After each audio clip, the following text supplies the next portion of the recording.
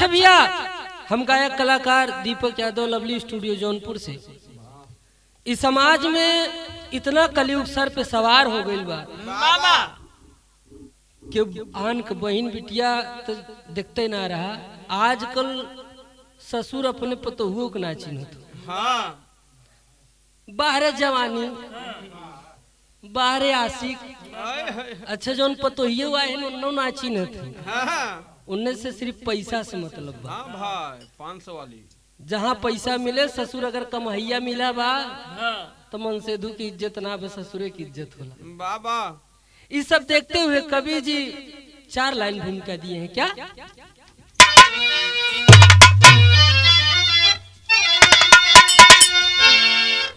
चंद सुख के लिए आज इंसानियत का पतन करके मानो फंसा जा रहा है। जवानी को बस में सभी लोग करते, मगर अवसर पाकर फिसल जा रहा है। मर्यादा भूली भुलाई है रिश्ता, अरे अफसोस दिल में तनिक ना है लाती। दिल चाहा दिलदार को है दिल से, प्यार बिन गलती बिना तेल लगाती।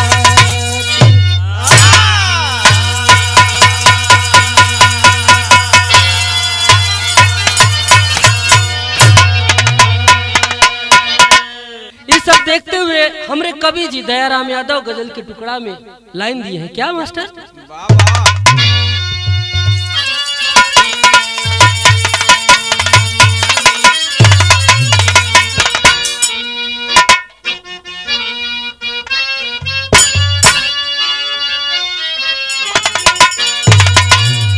कोई लड़की किसी लड़के से मोहब्बत की है, लड़का रो रो के कह रहा है कि अगर तुम मुझसे शादी कर लेती तो मेरा जिंदगी धन्य हो जाता। वो लड़की पैसा देख के अपने घर की मजबूरी बता के दूसरे से शादी करने लगती है। तभी लड़का रो के कहता है क्या? हंसना सिखाया जिसने,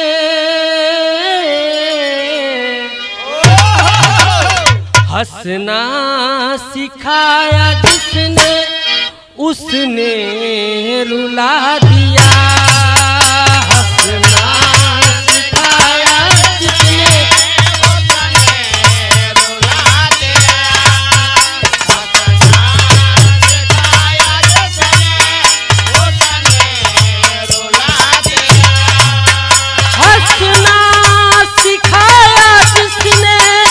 उसने रुला दिया।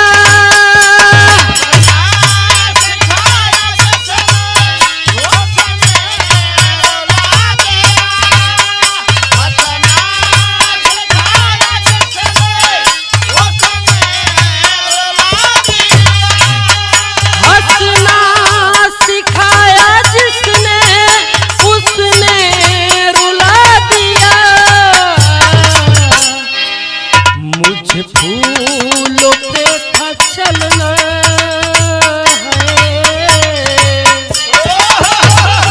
फूलों पे था चलना, कांटों पे चला दिया।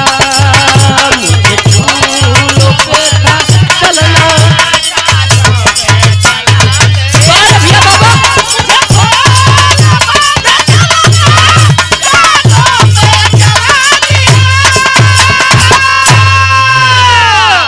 लेकिन कवि जी विरह में बड़ा सुंदर लाइन दिए हैं। कैसे मास्टर?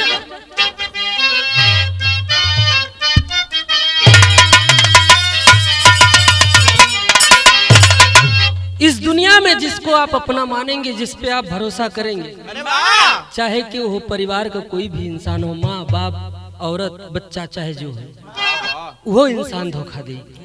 कहना है क्या? जिसने बनाया अपना, जिसने बनाया अपना, उसने गिला किया। जिसने बनाया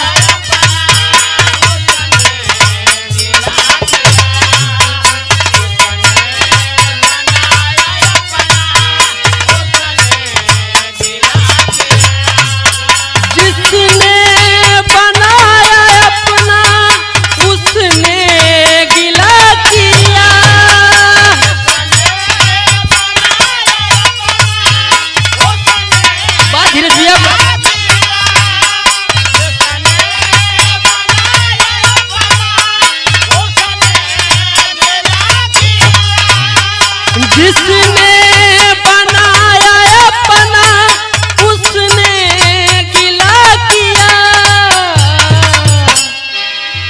हमें बाहों में लेके, हमें बाहों में लेके गम से मिला दिया, हमें बाहों में लेके। क्या बात है,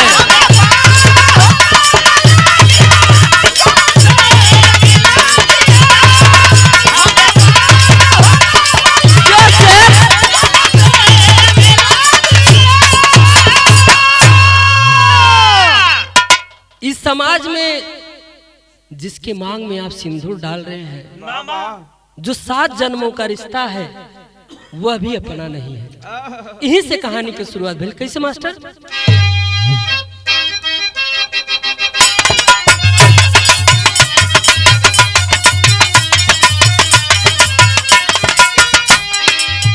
मोहम्मद सलीम हरियाणा के निवासी है, बना समाज तो इज्जत को पाए खाती है।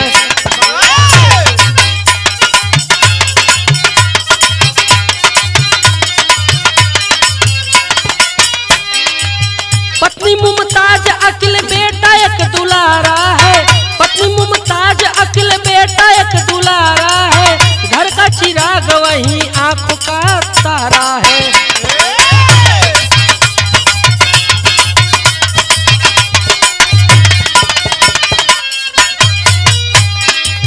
पढ़ाई पूरी हुई,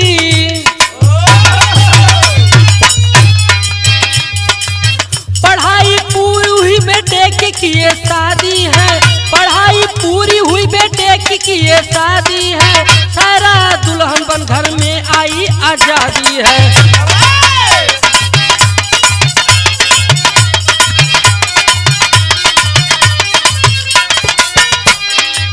बीता 1 साल घर में फिर से खुशी आई है, बीता 1 साल घर में फिर से खुशी आई है, इकबाल बेटा हुआ घर में बटी मिठाई है।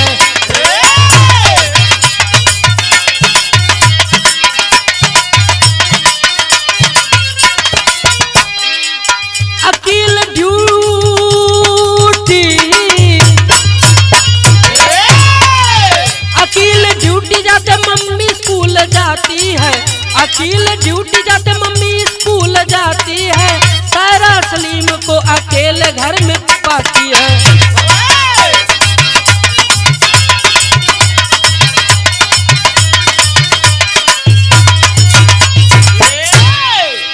हे भैया कहानी समझ लीजिए, हरियाणा की कहानी है।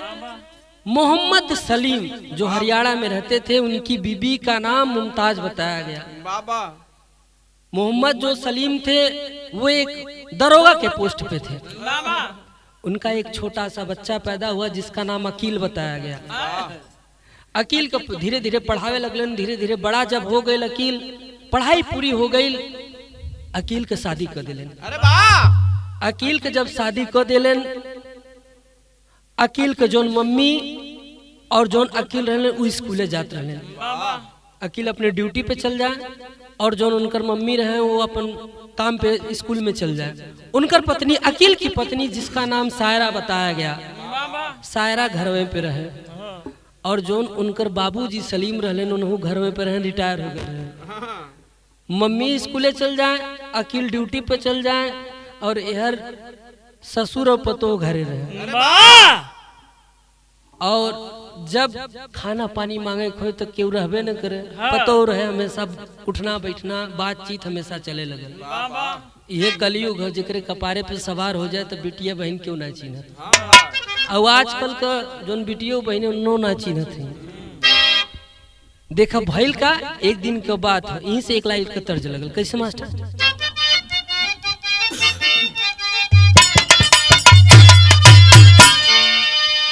कोनो दुल्हन के नया नया गौना भइल बा, दुल्हवा हथवा पकड़ के कहत हे ए करेजा, ए हमार सोना, पोपो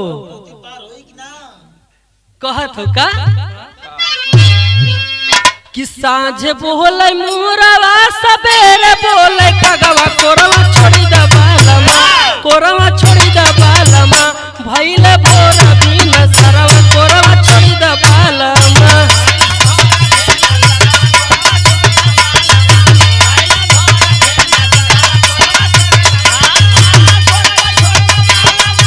अरे भैया बाबा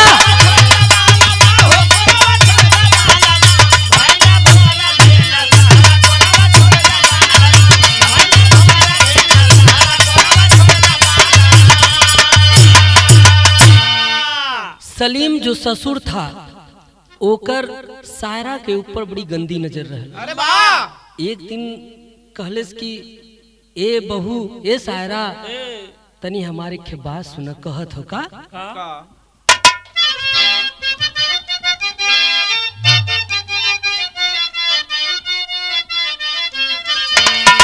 कहले सलीम हम टूटता बदनिया तनी दबाई हो दे सुना तनी दबाई हो दे सुना सायरा मान मोर बचनिया तनी दबाई हो दे सुना।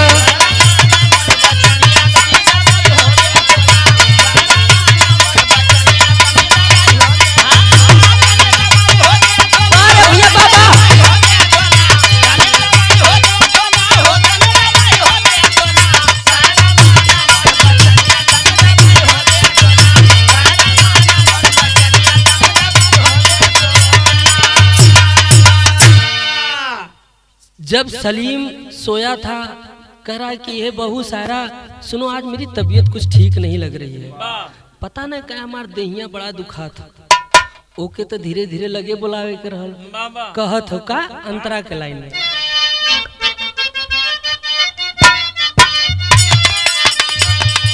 ससुरु के गोड़वा दबावे बहू रानी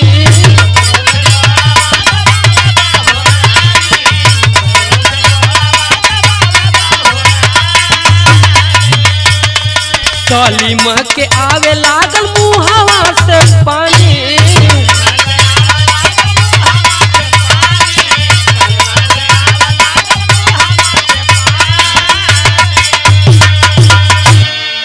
धइले कलैया काट लागल मलैया तनी दबाई हो दे सुना तनी दबाई हो दे सुना हमारी चढ़ली जवनिया तनी दबाई हो दे सुना।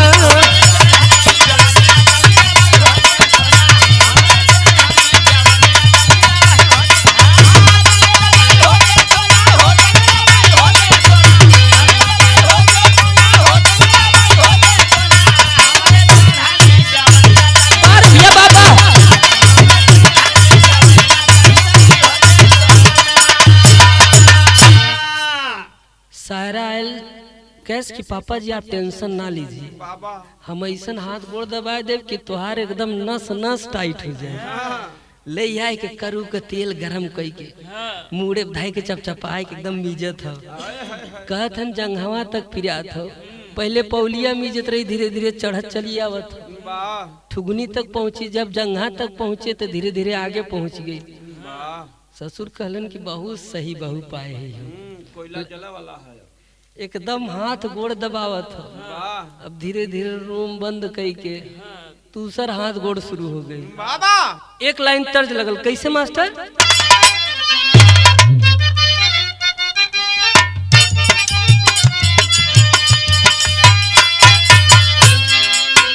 कोनो दुल्हन अपने दुल्हा से कहत हो कहत गवने करात हो आज सुहाग रात हो सैया कहाँ रहला पूछत का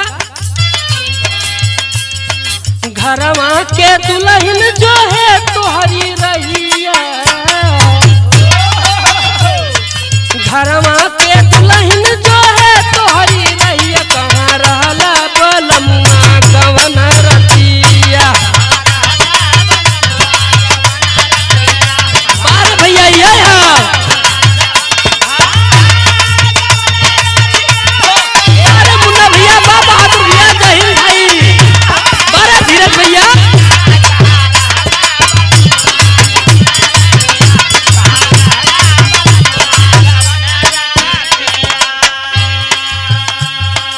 लेकिन कहानी कहाँ पहुँचती है।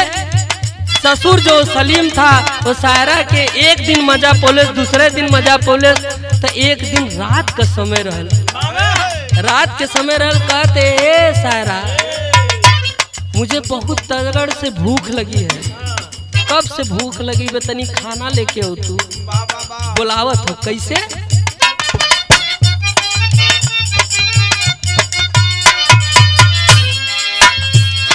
जब जब सलीम घर मंगावई हो खाना,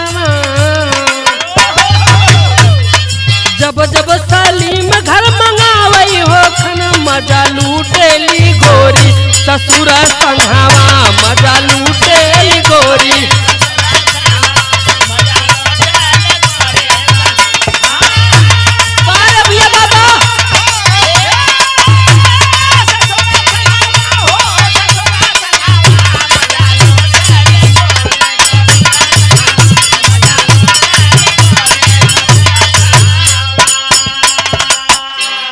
रात भर वही रूमे में मजा ले लेन।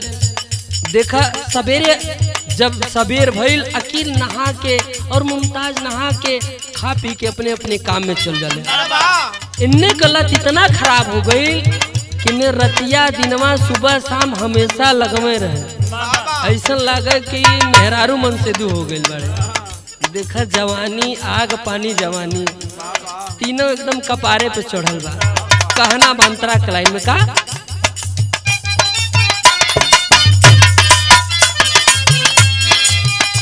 अरे सासू ना घर में हो सैयो ना घर में,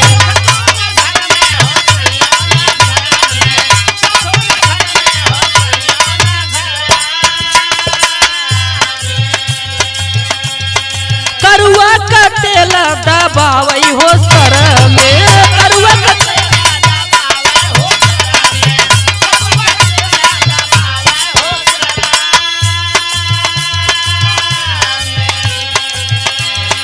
हरदम बीमारी के कई के बहाना,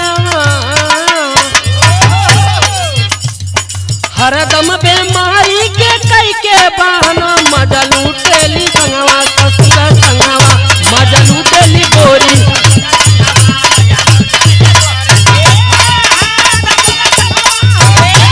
भैया बाबा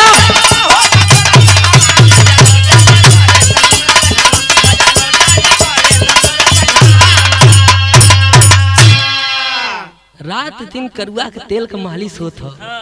बुढ़ाई दाए जब नया नया हाथ पाए हैं कोमल कोमल, मार रगड़ के एकदम बहाय देत हो कि नहु एकदम जवान पतोह पाए हैं, दुनहुन के निखार आवत हो।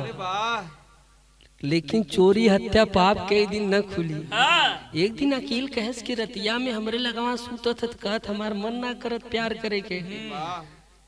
और जब सवेरवा हम चल जाई थे तेकर सब समूह के आए देखी थी कि एकदम हंसत खिलत रह थी। का बात हो, एक दिन जुगाड़ बनैले बका दोहा लगल मास्टर।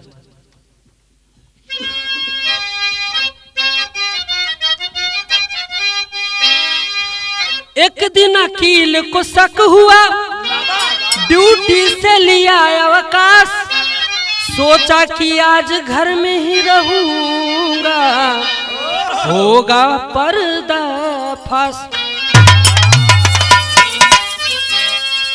अकील कलेस कि आज हमार छुट्टी हो, आज हम जाब ना।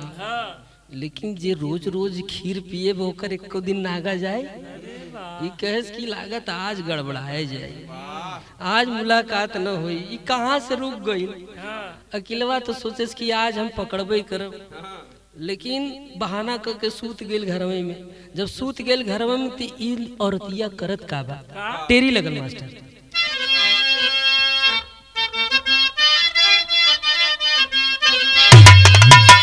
नगीना बन के नागिन डसी, अरे राम नगीना बन के नागिन, नगीना बन के नागिन डसी, नारी जास जो मर्द पैर को लीना। नगीना बन के नागिन डसी, तिरिया चरित्रम दैयो न जानम।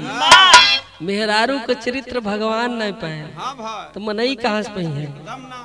यहाँ कितना जनन बुढ़वा बुढ़ियन के ना छोड़ा था। काहे ना कहना वहीं से झूमर लगल कैसे मास्टर।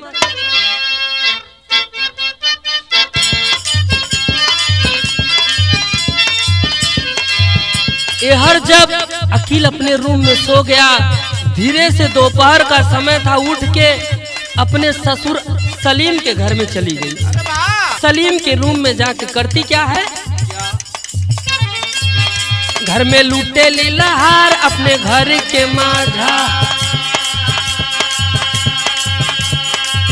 पति अकील जानी गईले कुल बतिया के, एक दिन प्लान है बनाई बाप के बेटा से मरवाई।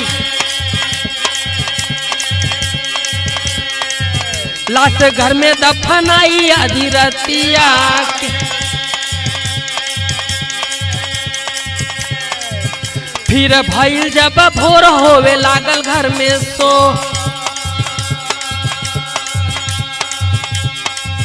अकिल भाग गईले लेके कोनो सथिया के, रोवे माई बिला खाई सारा नाटक बनाई, रोवे माई बिला खाई सारा नाटक बनाई। सलीम रहे समझाई मानी बतिया के,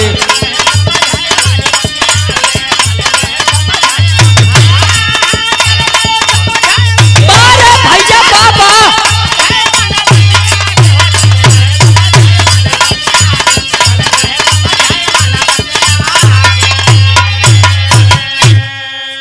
दोपहर में जब अकिल सो जाता है, बेटवा सो गई तो वो धीरे से जाके ससुर के रूम में घुस गई। रूम में सूत के मजा लेता। एहर मुमताज बगल के पड़ोसी में शादी रहलो, शादी में चल गई रही। इन्हें धीरे धीरे जब संझा हो गई, अकिल धीरे से उठा और दरवाजे के एक कड़ी से देखता है, खिड़की से देखता है कि हमारी बीबी हमारे पापा के साथ सो के मजा ले रही। जे देखे ओकर पैर के तरह से जमीन सरक गई। बाहरे जमाना, बाहरे किस्मत। जब धीरे से दरवाजा खोलता है, अपनी बीबी को डांटने लगता है। दोनों पकड़ के उन्हीं मुंह में बंद कर ले। बंद करके देखा बाप अपने ही बेटा के जी के पाल पोस के बड़ा कैले बा, ओकरे सीना पे चढ़ के गटई दबावत हो। और इधर जो नौकर औरत रही सायरा, वो मुंह में कपड़ा ठूस के और ईटा ईटा मारत हो। तड़पड़ा तड़पड़ा के ओकर प्राण निकलत हो। अकील के समझ में ना आवत कि ये भगवान ही का कैला। मनावत हो ऊपर वाले के, लेकिन तिरिया चरित्रम दइयो न जानम, मेहरारू को चरित्र क्यों ना जान पाए। आजकल जी के सिंदूर पहरे बा उ तो 5 मिनट रिश्ता ना रखत हो। पहले के जमाने के 7-7 जन्म तक रिश्ता रखत रहे। सोचे कि लाश जब मर गल अकील तो सोचे अभी लाश की करी तो का करी। मुमताज घरे ना रहलिन, आगे के दरवाजा बंद कैले, घर में गड्ढा खोदे लगल। अंगना में गड्ढा खोद के वहीं अंगना में दफना के और वहीं तुरंत लीप पोत दिए एकदम। कच्चे घरे के बखरी रहल, लीप दिए पता ना चलल। एक दिन भइल का, जब लौट के जब दूसरे दिन मुमताज घरे आयल, पता करे लगल कि अकील कहाँ बहन। कले अकील तो कहीं भाग गए। लगी नाटक बनावे, रोवे गावे लगल कि हमार पति क्यों के लेके भाग गए। देखो सलीम भी समझाओ थे, कलन के जायद अगर केहू से प्यार मोहब्बत के लिए हुई, कहीं साथे भाग गए हुई। समझाओ थे तो भइल का, एक लाइन तर्ज लगल मास्टर।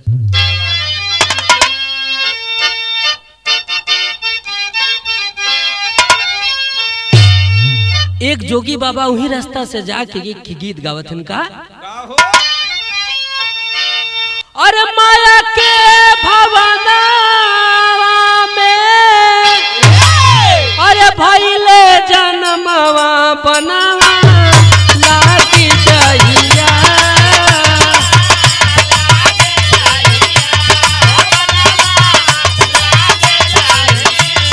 छोड़ी के जइबा सुंदर बनावा बनावा लागी जहिया।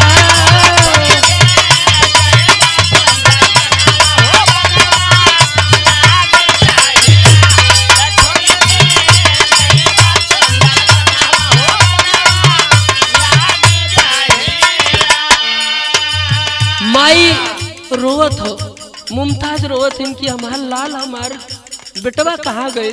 कैसे?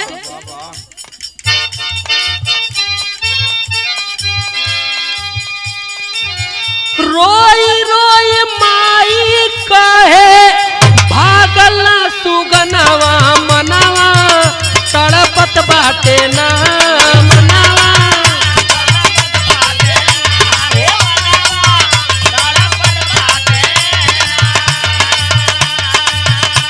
हो लागे सुन भइल अंगनावा मनावा तड़पत बाटे ना।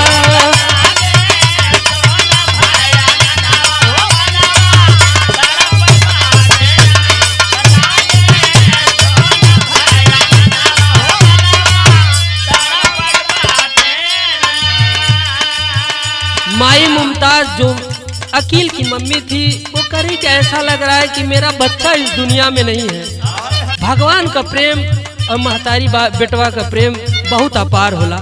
महतारी धीरे धीरे मन में संतोष करत हो कहत तब तक गांव वाले कैलन का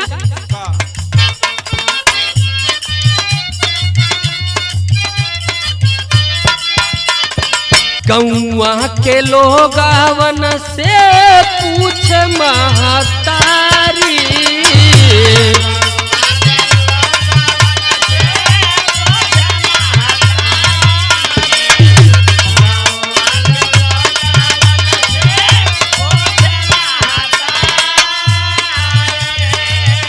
शायरा कहे कि लेके गईले अपन प्यारी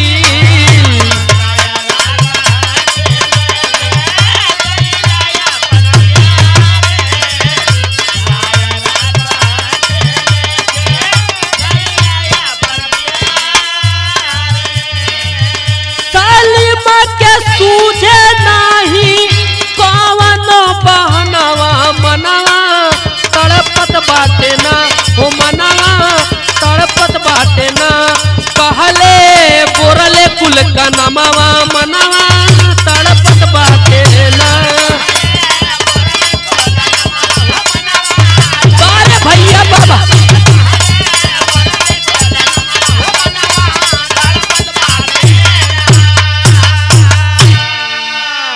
मुमताज गांव के लोगन से पूछलेस कलिस कि हे भैया हमरे अकील के दिखला का हमरे बेटवा के दिखला का कलन की नाही। तब तक सायरा उठ के बोलस कहलिस कि बेटवा बेटवा कहत हो बेटवा केहू के पटाए रहा के लेके भाग गई।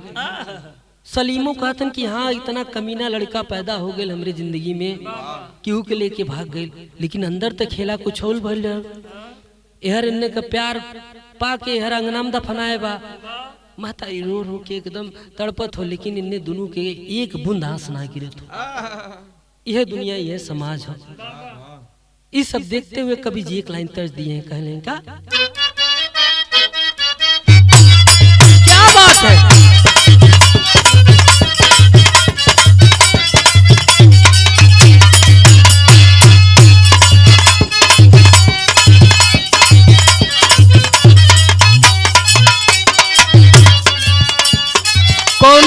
प्यार करे वाली लड़की कोनो प्यार करे वाले लड़का से अपने दिलदार से कहले बा हे कब यह मिले राती में कहत हो का सभे लोग सूती जाई हो खटे अन्हारे हो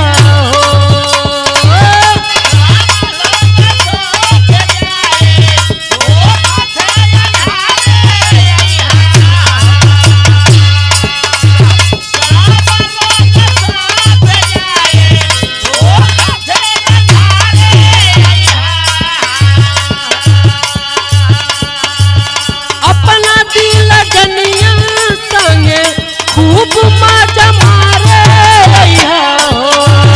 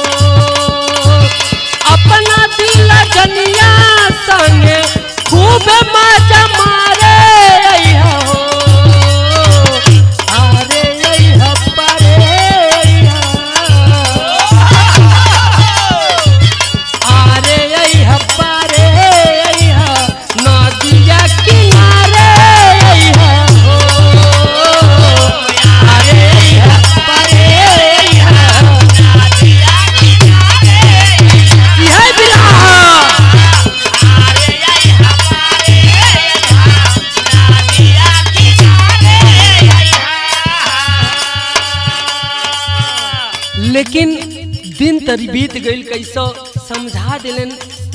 रात हो गई। जब रात हो गई महतारी मुमताज सूती बा। जब सूत गई एकदम अचेत अवस्था में हो गई, सपना में अकील आके बतावत हो, कहत हो का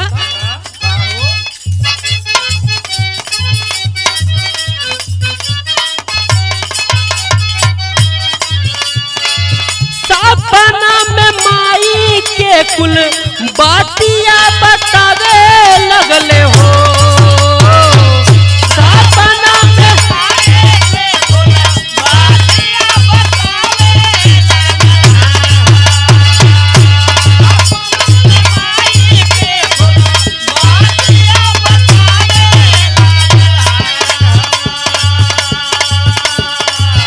आकिल रोई रोई सारी रातिया जगावे लगले हो।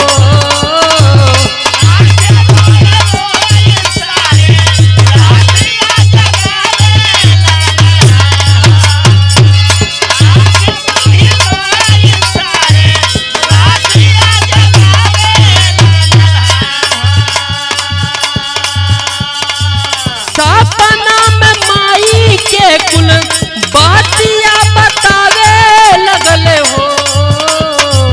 आखिर रोई रोई सारी रातिया जगावे लगले हो। पापा हमके मार दिहले, पापा हमके मार दिहले, आंगना में गाड़ दिहले हो।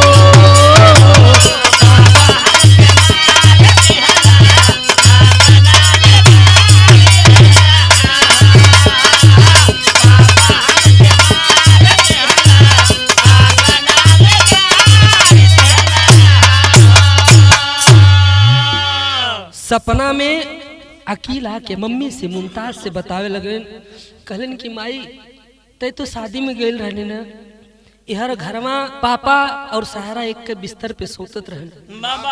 हम जाके देख लेनी और हमके दोनों लोग दबा के मार देलन माई, मार के ही अंगनवा में गाड़ देले बाने। अचेत अवस्था में माई जब उठ के फिर बैठे फिर सोए तो फिर वह बतिया बतावे। रात भर सूते ना दिले। जब सूते ना दिले मुमताज सुबेरे उठल, कहलेस कि इनने कोनो बात बतावत ना है, लागत कि दाल में कुछ काला बा। महतारी के रही ना गई। महतारी धीरे से उठ के पुलिस चौकी पे गई बा। जब थाना पे गई, थाना से पुलिसकर्मी लोग FIR लिख लेन। कहलन कि तुम्हारा बेटा किस दिन से खोया है? कहलन कि साहब कल से हमारा बेटवा खोइल बा, पता ना चला तो कहाँ बा। पुलिस आयन। जब पुलिस आयन घरे आके सायरा के और सलीम के पकड़ ले, पकड़ के दुअरमा लगलन मारे। जब मारे लगलन गांवपुर जुटा पर भैया पूछो तो काहे मारल? कहलन कि दो लोग ये अपने बेटे को, ये अपने पति को या अपने बेटे को, दोनों को मार दिया है। लगलन मारे। तब बतावे लगलन कुल बात। जब बतावे लगलन दिखलन हुई अंगना में लाश बा। खुदाई कैलन हुई अंगना से लाश निकलल। लाश एकदम सड़ गई रहल। जब सड़ गई रहल लाश निकलन, पुलिसकर्मी वाले पकड़ के वो लाश के पोस्टमार्टम के लिए भेज दिलन और इन्ने ससुर और पतोहू के दोनों के जेल भेज दिलन। तब जब जेल भेज दिलन तो भइल का विदेशी एक लाइन में पुलिस कर्मी लसिया के तुरते पोस्टमार्टम भेजले। सायरा सलीम के ले गईले तुरते थाना। मारी मारी पूछे लगले, तब जाके जुबान खोलले। प्यार वाली बात सुन के रोवे लगल मनवा। जब मार मार पूछे लगले, कहलन कि बताओ तुमने अपने बेटे को क्यों मारा, तुम अपने पति को क्यों मारी? बोली कि हमारा प्यार हमारे ससुर जी से हो गया था। अकील हमको खुश नहीं कर पा रहा था। एक मर्द दिन भर दौड़ता है घर परिवार का पेट पालने के लिए, एक औरत अपनी जवानी के आग बुझा विदा तमाम का संस्कार भूल जाता। आजकल समाज में यही होता, या तो उनकर शरीर का आग बुझाई या तो परिवार का पेट पाले। वाह वाह। फिर भइल का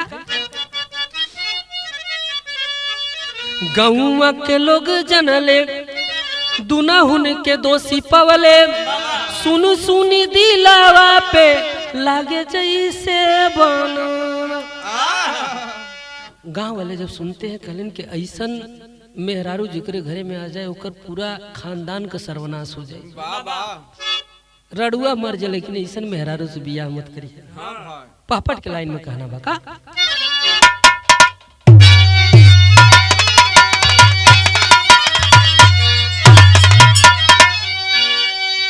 जब गलती कोई करता है उस टाइम पे पाप सवार होता है, जब गलती हो जाती है, जब सजा पाने लगता है तब उसको पछतावा होता है। अरे वाह। कहना है क्या? अरे भाईल बपेसी कोर्ट में नया नवाया सुआ बरसेला। अरे भाईल बपेसी कोर्ट में नया नवाया सुआ बरसेला। जज साहेब पूछे ली तब नवाया सुआ बरसेला।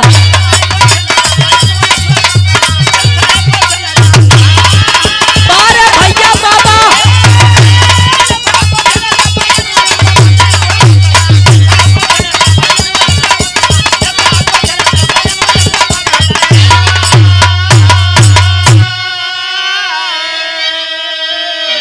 सजा सुनाए उम्र कैद की सलीम भी भइले पागल हो। ससुर बहू के जिंदगी में प्यार के दगिया लागल हो। अरे थूकेला गाँव जवान न आवे चाया नवाया सुआ बरसेला। लगी हथकड़ी जेल में रहले सजा नवाया सुआ बरसेला।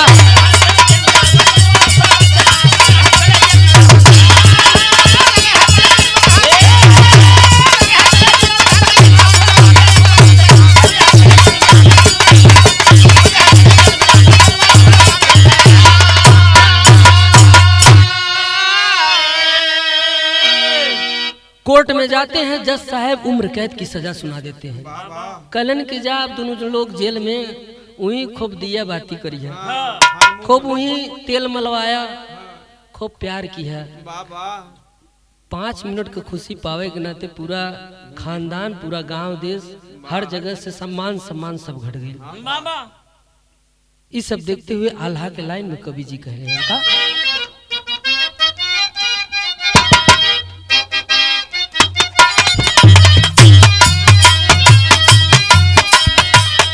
जवानी के आग नहीं, जवानी के आग नहीं थमले थमले भैया।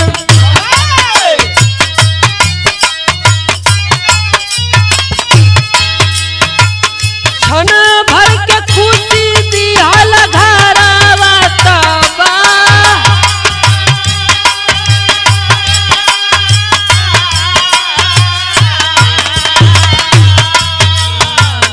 मुमताज पोता लेके घरवा में रहे लगली।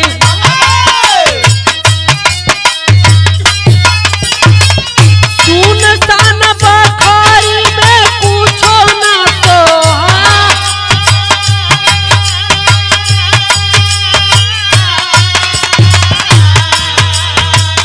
के करा से दिलावा के बतिया बताई सुनो। याद आवे जब जब रहे आंसुआ गिरा।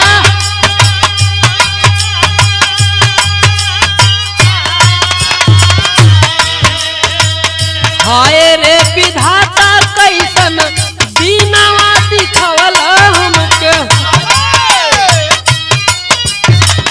काहे नाही हमहू के देता हो बुआ।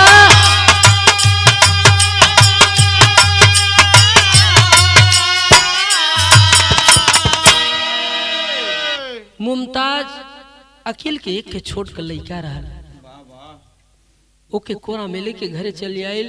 कहलेस कि हे बेटवा तोहार तो पापा मर गए, दुनिया में ना बैठन, तोहार जोन मम्मी हईन ऐसन गलत काम कलिन। हमहू दोनों लोगन के विधाता अगर मौत दे दे होते तो हमहू से ये दुनिया से तारन तार हो जाए। अरे वाह। ये पाप के गठरी लेके कब तक ढोल जाई। मन मन में सोच के एकदम उठा भइल भाई, लेकिन उनके कुछ समझ में ना आवत हो। खड़ी के लाइन में कहना है का,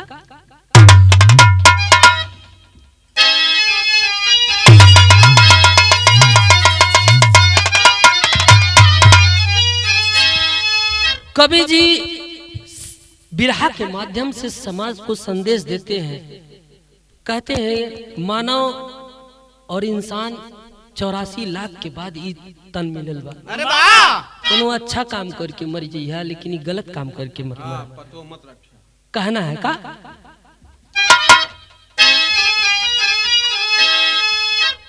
अरे मानवता के पल भर में बिना सबगिया, अपने हाथे अपने घरवा में लगवले अगिया।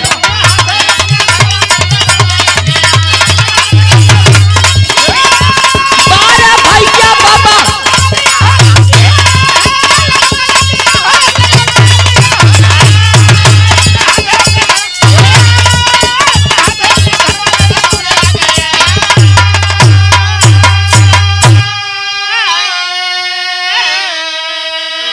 अपने गईले जेल कल पे घरवा मतरिया, बुढ़ाई में जइहे बोला के करे दुअरिया। मनमानी से लागल कुल में भारी दगिया, अपने हाथे अपने घरवा में लगवले अगिया।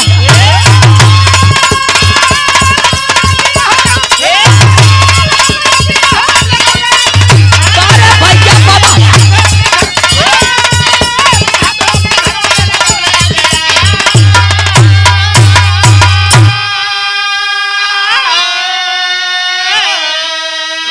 बूढ़ महतारी के कहाँ कहाँ दर दर भटकी कि ओकर पालन पोषण करी। लेकिन हम समाज के नारी, समाज के लड़किन से एक बात कहब का, अरे कबल नारी अपन उजरी है सुहाग हो, जवानी तबूती नहीं दिल में लागी आग हो। सिंदूर से उजार नहीं होला बगिया, अपने हाथे अपने घरवा में लगवली अगिया। बारे बछरू बाबा,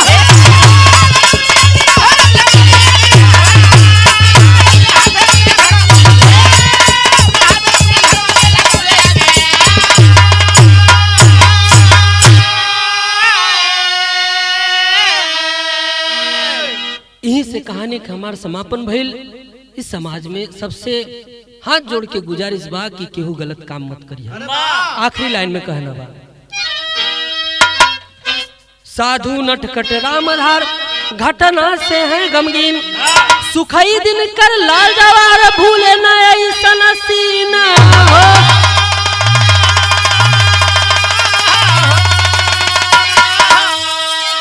नगीना बन के नागिन से दीपक दयाराम होवे ऐसन के फांसी, नगीना बन के नागिन से।